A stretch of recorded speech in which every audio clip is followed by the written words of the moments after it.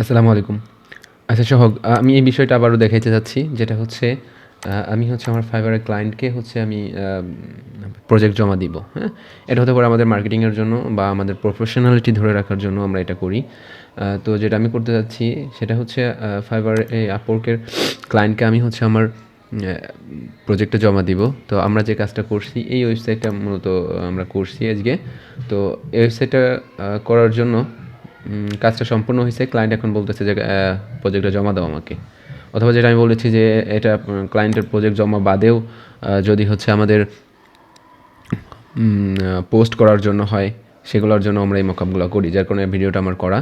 তো আমি যেটা করব সেটা হচ্ছে সম্পূর্ণ ওয়েবসাইটটা ফুল পেজ স্ক্রিনশট নেই, বলেছি যে মকআপে এক্সচেঞ্জ করব। তো ফুল পেজ স্ক্রিনশট নিয়ে আমি এটাকে ডাউনলোড করলাম। তারপরে হচ্ছে আমি যেহেতু আমার এখানে দুইটা পেজ আমি দুইটা পেজ নিব। দেখবো আর একটা হচ্ছে সব পেজ কোনটা, যে পেজটার ডিজাইন ভালো আমি ওইটাই নেওয়ার চেষ্টা করব। ওমেন, আচ্ছা দেখি কোন পেজটা ভালো ডিজাইন আছে। এটার থেকে ভালো আছে মেবি, দেখি এটা কেমন ডিজাইন। আচ্ছা ওমেনটা দেখি, এই ডিজাইনটা ভালো আছে আলহামদুলিল্লাহ, এটার অনেক ভালো আছে। তো এটা নিলাম, এটা নেওয়ার জন্য আমি এই পেজটাও নিলাম। আচ্ছা এই পেজটা নিলাম, হ্যাঁ। তো এটা কেটে দিলাম, আমি এখন এটাতে গেলাম। তো আচ্ছা আমি এখন ফটোশপে আসছি। ফটোশপে আসার পরে আমার দেখতে হবে যে এই যে আমার এই টুলটা সিলেক্ট করা আছে কি না। তো আমি এই পেজটা আমি রিপ্লেস করতে যাচ্ছি, অথবা এই ফার্স্ট পেজ রিপ্লেস করতে যাচ্ছি। ফার্স্ট পেজটা আমি হোম পেজ দিয়ে রিপ্লেস করব। যে আমার এখানে লেয়ার সিলেক্ট হচ্ছে যে কোন লেয়ারটা আমার এখানে মূলত এইটার জন্য আছে। লেয়ার সিলেক্ট হচ্ছে, আমি যে এই আইকনটা হচ্ছে অন অফ করি, এই যে দেখা যাচ্ছে যে লেয়ার ওয়ান, তার মানে লেয়ার ওয়ান হচ্ছে এইটা। লেয়ার ওয়ান কোনটা, এইটা না এইটা, যে এখানে সিলেক্ট হচ্ছে। এটা যদি আমি অফ করে দিই অন হচ্ছে। তো এটা আমি ডাবল ক্লিক করলে, এটাকে আমি ডাবল ক্লিক করলে এই যে নিউভাবে ওপেন হয়ে গেল। এই যে আগের লেয়ারটা, এই লেয়ারটা এখানে ওপেন হচ্ছে। আমি এই পেজটা রিপ্লেস করে দিলে এই পেজটা রিপ্লেস হয়ে যাবে। তো কীভাবে, আমি যাচ্ছি, আমি যেখানে হচ্ছে স্ক্রিনশটটা নিয়েছি এখান থেকে ডাউনলোড করেছি, তো ডাউনলোড অপশনে যাচ্ছি। হোম পেজ হচ্ছে এইটা, এই যে এইটা, হ্যাঁ এইটা, এটাকে ধরে এনে এটার এখানে দিলাম, এখানে ছেড়ে দিয়েছি। আমি এখন ক্যাপস লক চেপে এটা যেন রেশিওটা ঠিক থাকে সেই জন্য আমি এটা বড় করতেছি। ক্যাপস লক ধরেছি আমি, হ্যাঁ ক্যাপস লক ধরেছি। এখন এই তো রেশিওটা ঠিক আছে। আমি এটা কন্ট্রোল এস দিয়ে দিলাম, প্লেস করে দিয়েছি। তো এই যে এটা এখানে বসে গেছে, হ্যাঁ এটা এখানে বসে গেছে। আর হচ্ছে এটা আমি কেটে দিলাম। এখন এই পেজটা রিপ্লেস করে দিব। এই পেজটা রিপ্লেস করতে চাইলে এখানে যে লেয়ার ওয়ান এবং নিচের দিকে লেয়ার টু আছে, এই যে এটাতে আমি ডাবল ক্লিক করলাম, আবার ওইটা রিপ্লেস ওপেন হয়ে গেছে। এখন আমাদের 2 নাম্বার পেজটা হচ্ছে এটা। 2 নাম্বার পেজটা আমি আবার ড্রাগ অ্যান্ড ড্রপ করে ফটোশপের উপর ছেড়ে দিচ্ছি। এটাকে যেহেতু ছোটো বড়ো হয়ে যাচ্ছে, মানে এটা বড় পেজ, আমি আবার ক্যাপস লক চেপে, আচ্ছা এটা একটু ঝামেলা হবে এটা। তারপর আমি সেভ দিলাম। আচ্ছা সেভ দিচ্ছি না আগেই, দেখি এটাতে কী অবস্থা। এটা তো বড় পেজ, বড় স্ক্রিনশট হলে ভালো হতো আর কি। তারপর আমি এটাতে যাচ্ছি, এটাতে আবার রিপ্লেস করে দেই।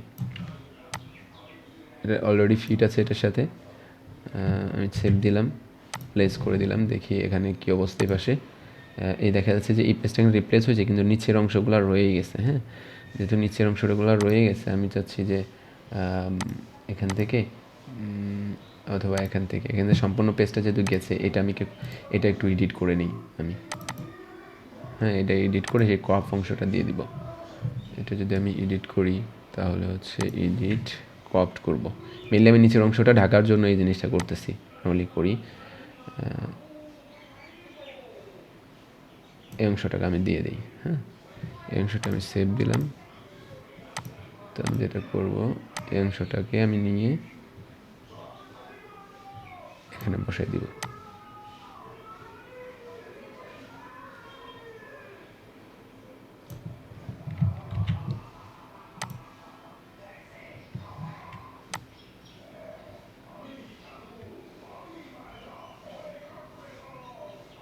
ক্রপটা করা হয়নি, আর যখন থেকে ক্রপ না করে আমি এখান থেকেই কপি করে ফেলতে পারবো। এই যে এখানে এই যে বসে গেছে, হ্যাঁ, সুন্দরভাবে বসে গেছে। এখন তো এটাতে আমি কেটে দিলাম। তো যেটা করতে হবে যে আমাদের ইটা ইউজার নেমটা চেঞ্জ করে দিতে হবে আমাদের।